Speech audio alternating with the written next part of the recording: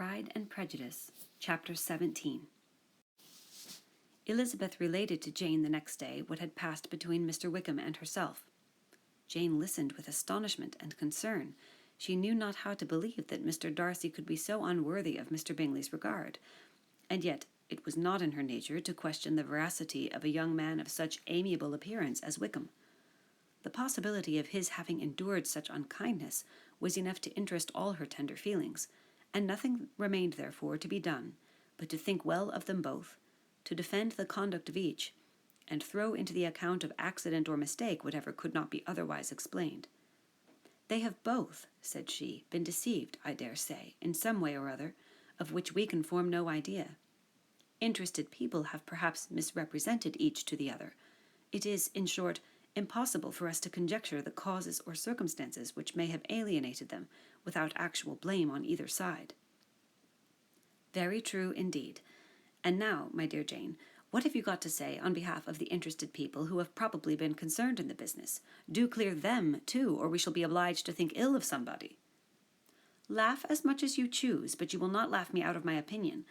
My dearest Lizzie, do but consider in what a disgraceful light it places Mr. Darcy, to be treating his father's favourite in such a manner, one whom his father had promised to provide for. It is impossible. No man of common humanity, no man who had any value for his character, could be capable of it. Can his most intimate friends be so excessively deceived in him? Oh, no. I can much more easily believe Mr. Bingley's being imposed on, than that Mr. Wickham should invent such a history of himself as he gave me last night. Names, facts, everything mentioned without ceremony. If it be not so, let Mr. Darcy contradict it. Besides, there was truth in his looks." "It is difficult indeed. It is distressing. One does not know what to think." "I beg your pardon. One knows exactly what to think."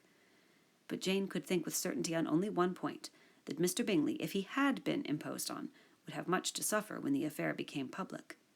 The two young ladies were summoned from the shrubbery, where this conversation passed, by the arrival of the very persons of whom they had been speaking. Mr. Bingley and his sisters came to give their personal invitation for the long-expected ball at Netherfield, which was fixed for the following Tuesday. The two ladies were delighted to see their dear friend again, called it an age since they had met, and repeatedly asked what she had been doing with herself since their separation. To the rest of the family they paid little attention, avoiding Mrs. Bennet as much as possible, saying not much to Elizabeth and nothing at all to the others. They were soon gone again, rising from their seats with an activity which took their brother by surprise, and hurrying off as if eager to escape from Mrs. Bennet's civilities.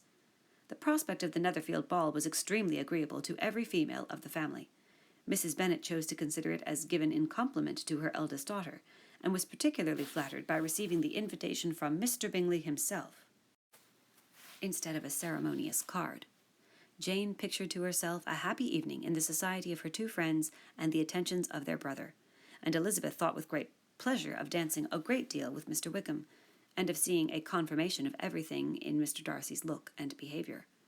The happiness anticipated by Catherine and Lydia depended less on any single event or any particular person, for though they each, like Elizabeth, meant to dance half the evening with Mr. Wickham, he was by no means the only partner who could satisfy them, and a ball was, at any rate, a ball. And even Mary could assure her family that she had no disinclination for it. "While I can have my mornings to myself," said she, "it is enough.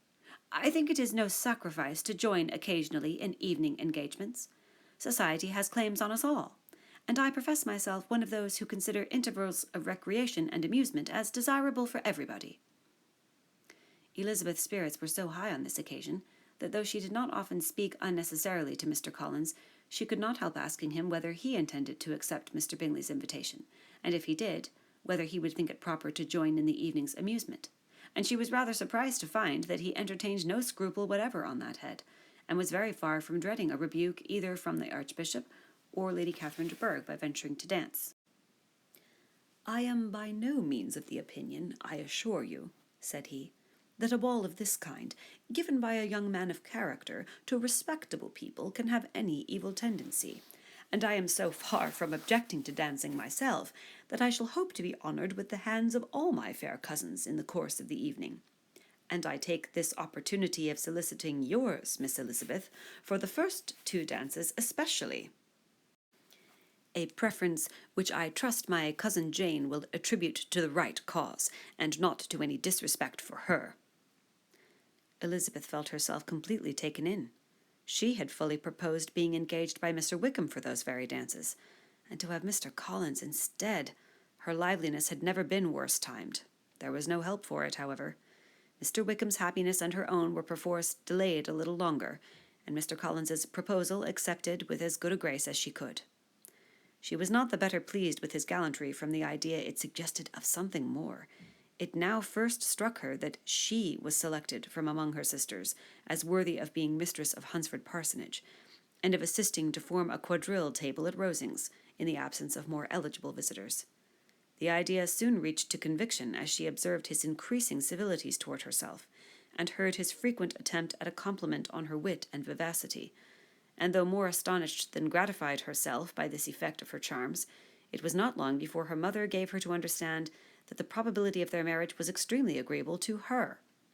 Elizabeth, however, did not choose to take the hint, being well aware that a serious dispute must be the consequence of any reply. Mr. Collins might never make the offer, and till he did, it was useless to quarrel about him. If there had not been a Netherfield ball to prepare for and talk of, the younger Miss Bennets would have been in a very pitiable state at this time, for from the day of the invitation to the day of the ball, there was such a succession of rain as prevented their walking to Meryton once. No aunt, no officers, no news could be sought after. The very shoe roses for Netherfield were got by proxy. Even Elizabeth might have found some trial of her patience in weather which totally suspended the improvement of her acquaintance with Mr. Wickham, and nothing less than a dance on Tuesday could have made such a Friday, Saturday, Sunday, and Monday endurable to Kitty and Lydia.